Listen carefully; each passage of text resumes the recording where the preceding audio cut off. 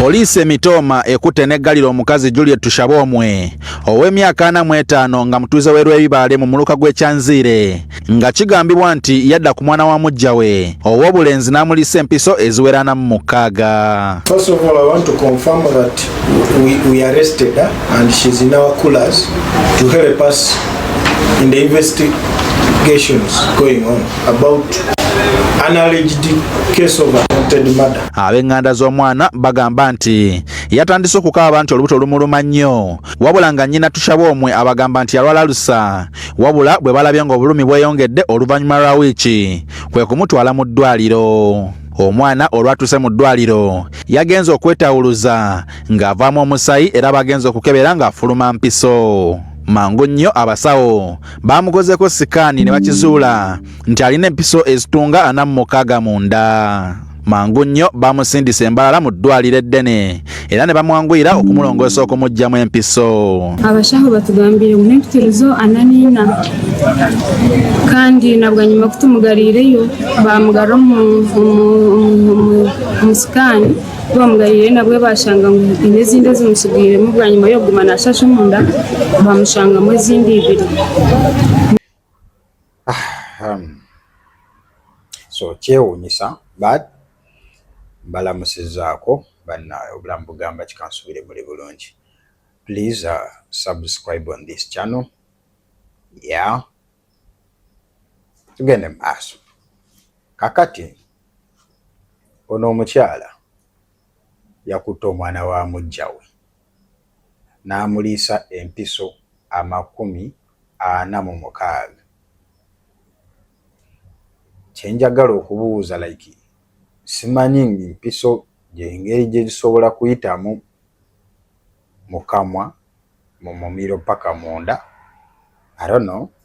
Kigambibwa nti omukyala ono yakwata empiso n'azisiba mu kaveera n'akwata ebintu ebyokulya n'obuugi n'azikwata n'aziteeka, I think oba yaziteeka mu buugi naawe omwana anywe ku lwampaka. So kati mu kunywa kumbe oli anywa mpiso. So naafuna obuzibu ng'alinga nga ye omukazi agamba nti ono omwana alina ulcers ezimusumbuwa, oyo stepmother. Kumbe omwana ulcers ezimusumbuwa yamira empiso 46. Kati zino empiso nga bwe ziba zirina okufumita munda, omwana agenda okugenda emmanju ng'avaamu musaayi, ogwo omusaayi ng'ate avaamu n'empiso. Kyewuunyisa.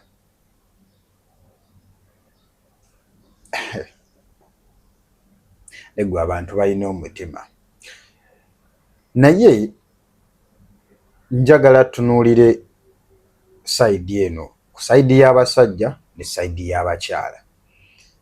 Bwe weegendereza nnyo ekisinga okwewuunyisa, you will see that 80% of the cases ezikwatagana ku kutulugunya abaana, kuyisa bubi abaana, zonna nga zenyigirwamu kusinga bakazi. And no one, by the way, cares about that.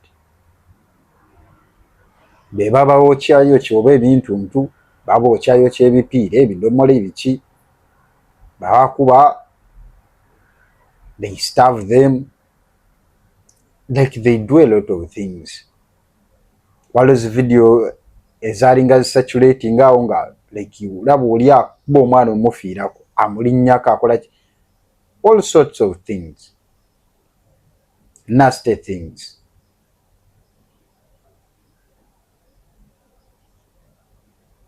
Like kyewuunyisa. Nalabye recently oba minisita ki oyo oba ye Betty Among, I don't know,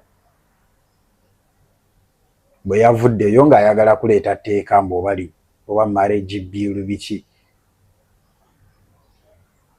ku strengtheninga ngeri ki bakazi gye basigala nga they can be able to marry two or two and more men, or like get married to more men, do their own stuffs, and even acquiring properties ezibeera abasajja ze baba bafunye, like nga bagezaako okuizinga ngeri ki musajja omukazi gyasigala nga asobola okufuna mu relationship yonna gy'aba ayingiddemu, looking at how they benefit from it. Naye tebatunuulira bino, they don't look at that. Naye nga ate bino byonna it is happening because basajja they decided okukakana okubeera nti they agree to the manipulation of women. Nti Mukama Katonda bwe yatonda omukazi yamutonda nga ali weak. Kati weakness eyo nasalawo nga the manipulation would work best for them. Nti asobola okuba tasobola raising mukono okukuba, asobola okuba tasobola kuteekawo mbeera in whatever way, naye ate ajja kumanipulatinga akozese vulnerability ye naawe akufuule vulnerable.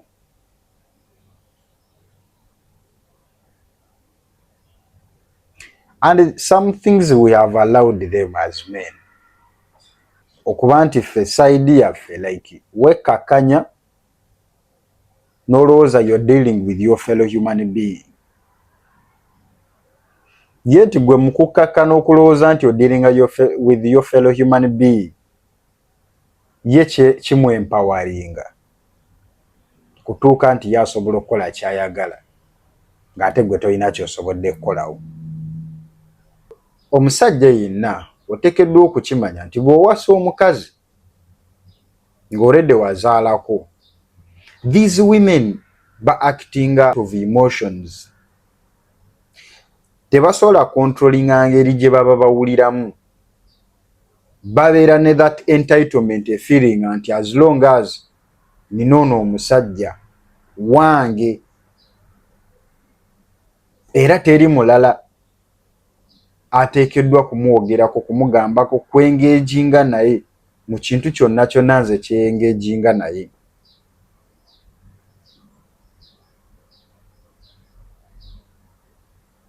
So kati bw'otegeera ekintu ekyo otegeera nti anything can be done, naddala ku mwanawo kubanga olina omukazi gwe wazaalamu omwana. Abantu baffe ab'edda, abasajja ab'edda engeri gye baalinga baprotectingamu amaka gaabwe baabeeranga bakambwe, baalinga bakambwe. Leave alone bino essaawa zino bye mubeerawo nga mwekozaakoza n'abakazi, ne mudda mu kamera ne mwemoola n'abakazi ne mukola ki. Abasajja b'edda baalinga bakambwe. It is the reason lwaki abaana baabwe tebaabeerangamu ebyo ebintu ebitalina makulu.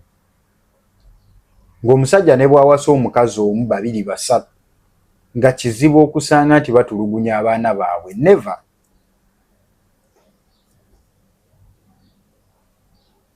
Reason being baalinga bakambwe. Ng'ekyo kye kimufuula omusajja ewaka. Nowadays abakazi bagamba that they are working hard. But women of those days baalinga bakola. Sinakindi be baalinga baprovidinga n'ewaka. These were the people who were providing. Nze nalabanga jjajja wange omukyala n'omusajja, nga jjajja omukyala nga yalima emmere ewaka gye balya nga buli kimu yakikola.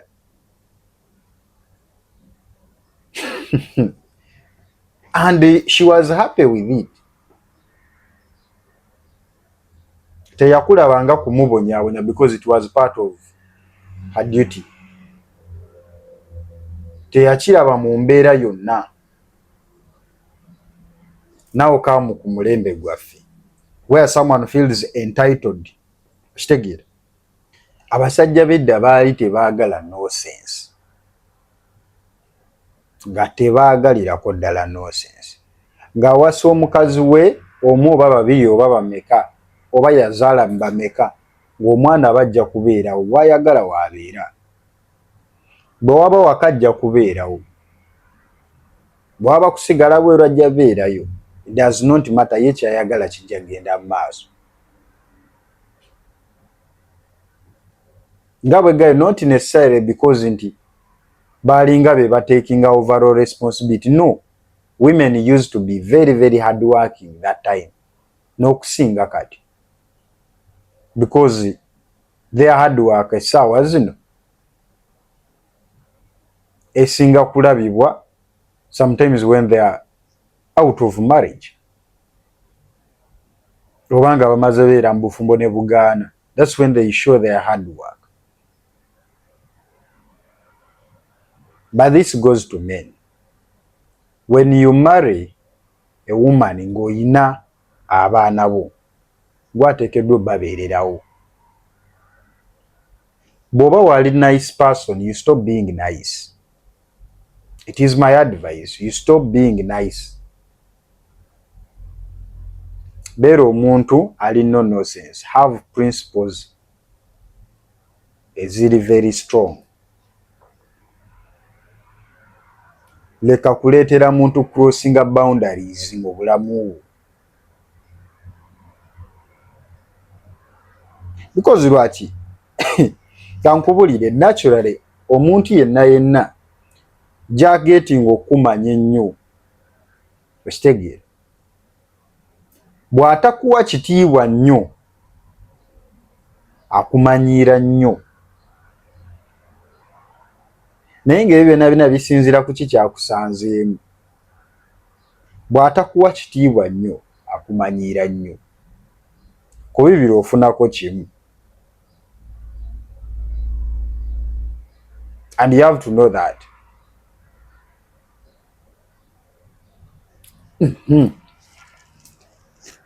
Naye so that making okuba nti abaana si be basafaringa consequences zammwe. Ebintu byammwe bye mukola ate abaana si be basafaringa. Kubanga kati omwana alina musango ki? Musango ki? Si ye yagamba taata oba kati si ye yagamba omusajja n'omukazi babeere gye bagenda ne beekwane beegatte bamuzaale. No, si ye yabatuma. And unfortunately okumanya nti that's why men you have to be even nga muli no sense, because these women don't even think that at some point naye yennyini asobokera kumakya n'ava mu makaago n'alekamu omwana. They never think about that. Tamanyi nti asobokera kumakya omwana we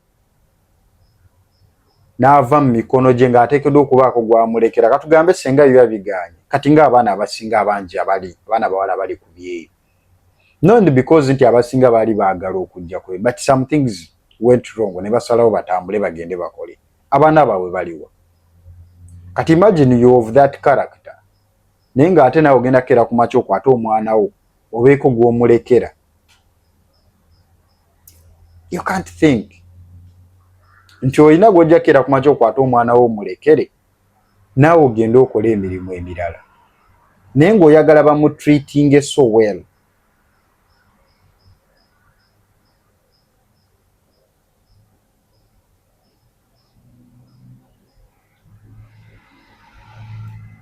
Kambabulire the reason lwaki abasajja baweebwa obuyinza okuliidinga okugezaako okukomya naddala kufa abantu ba bulijjo ebikolwa byaffe bye tubeera tukola. Kubanga without leadership very strong in most cases people do whatever they want because they feel like tewali muntu asobola kumakya n'astopinga kyekyo kye bakola. isi ze bino ebintu ebimu ebikwatagana kutulugunya abaana ze binyiiza, to be honest, si birungi.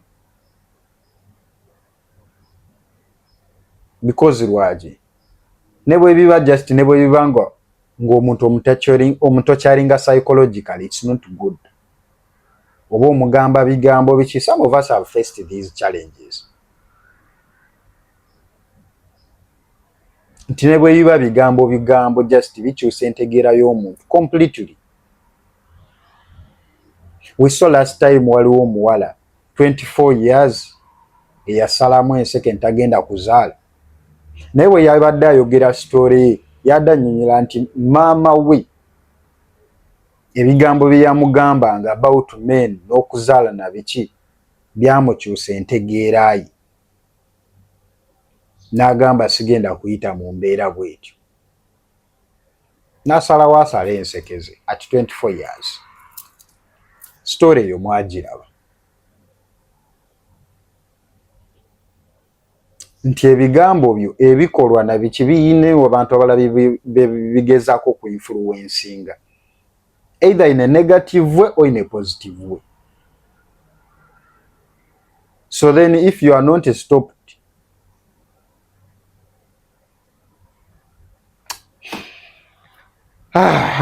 so kale tuve ku mukazi naye nga mweddeko waliwo okulayira kugenda mu maaso nga mmeka omukulembeze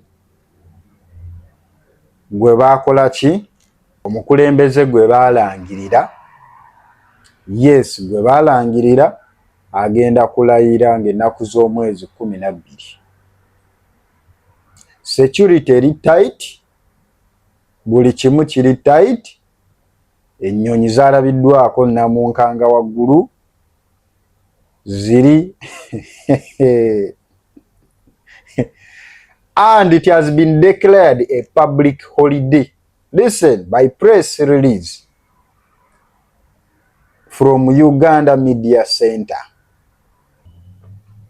On Tuesday, presidential swearing in and public notice. On Tuesday, 12th May 2026, President-elect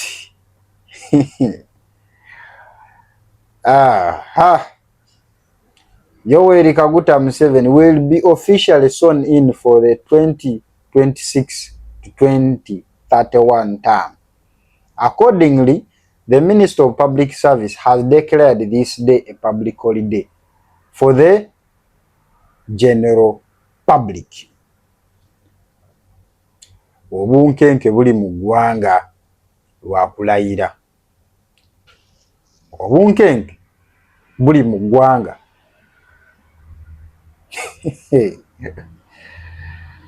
Kulayira just naye ekintu ekyali mu 2026 general election ekyahapeninga kyali kyamaanyi. Kyolina okumanya kyali kyamaanyi kubanga I will tell you there's so many things that have changed. Bintu bingi ogaana okkirize ebikyuse. Era Robert Kyagulanyi Ssentamu weebale kujja. Yeah. Officially byebyo. Kaakati Fik Gaza yaggiddwa ku show, ku concert list okuyimba baamugyeko. Yes, n'atabuka mbu n'agamba cancelled me over fake violence talk. That's rubbish. I am reason spicy even new Uganda music. You all don't wish me well. We get it. Style up. Uganda deserves real promoters, not haters. Nenga kino kyasinzidde ku gundi bagayiti just one day to the show. Ghetto artist Fik Gaza has been removed off the lineup set to perform at Jamaican Spicy show. Promoters say that they don't want to see violence at their show. Tebaagala kulaba violence.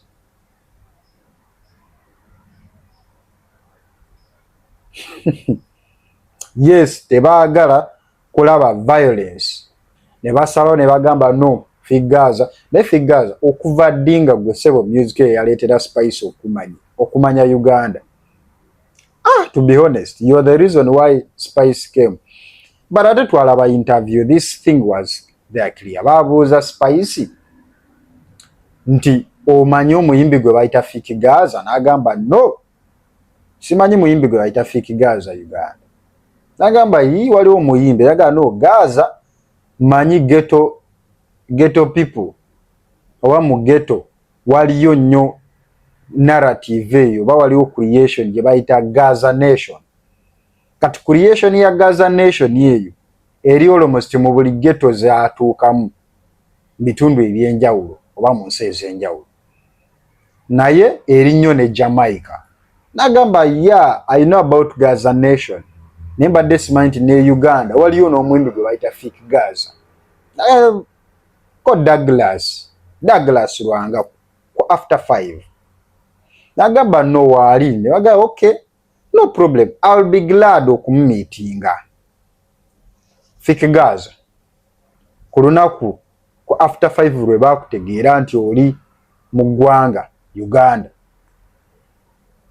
Era sho n'owamba omukola that time n'otuswaza, to be honest, watuswaza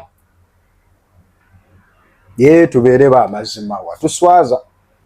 Naye tuyinza okuba maybe tugambe it was just excitement, like you were just excited. Ekitegeera. Era I think if it wasn't a lot of excitement, wandibadde wandikyandolinze bulungi, we agree. Era it's really too bad for you okuba nti baakujje ku list egenda okuperforminga. I will feel bad for you. Sorry about that. Katusuubire next time better. Yeah, naye of course kati imagine waliwo ne violence kati egenda maaso gundi Palaso King sa, you know, these violences waliwo eza gundi Alien Skin Palaso. Alien Skin yali afuuse ekizibu nga buli wamu ge mawulire ebikwatana ku violence ne bigenda nga bikakkana. Kati waliwo eyo King Sa Palaso, you know, like to promoting the new violence mu Uganda okusinga music ate ne tubi hypinga nnyo. I think that is the reason lwaki nti kati ba promoters abamu balaba nga it's not necessary at their show, nga balaba tekijja kugattako. So just betaaga kuterezaamuko katono, but sorry about you. Wandibadde otulaga energy ku sheeyo. Ekirala ekitabuse mu ggwanga, it is Speaker Annette Among atabuse ne Norbert Mao. Norbert Mao okuva bwe yasalawo kuba honorable Norbert Mao okuva bwe yasalawo okwesimbawo, enkambi eyo yatabuka. Era kati ebigambo bigenda maaso. So waliwo news ezaayise nga ziraga nti Speaker wa Uganda yaguze emmotoka ey'ebbeeyi eyo gye bayita Rolls Royce, era nga yagiguze 3.4 billion Uganda shillings. 3.4 billion Uganda shillings. It is the news. Era kati awo we waavudde Norbert Mao okuba nti ayogera ebigambo ebiyitirivu. We byavudde okuba nti ayogera ebigambo ebiyitirivu. So yeah, era nga olutalo lugenda mu maaso n'olwa ddala, naye nga kyonna kyekiri. Anyway, I think that is it for today. Please subscribe on this channel. May God bless you. Mbaagaliza olunaku olulungi.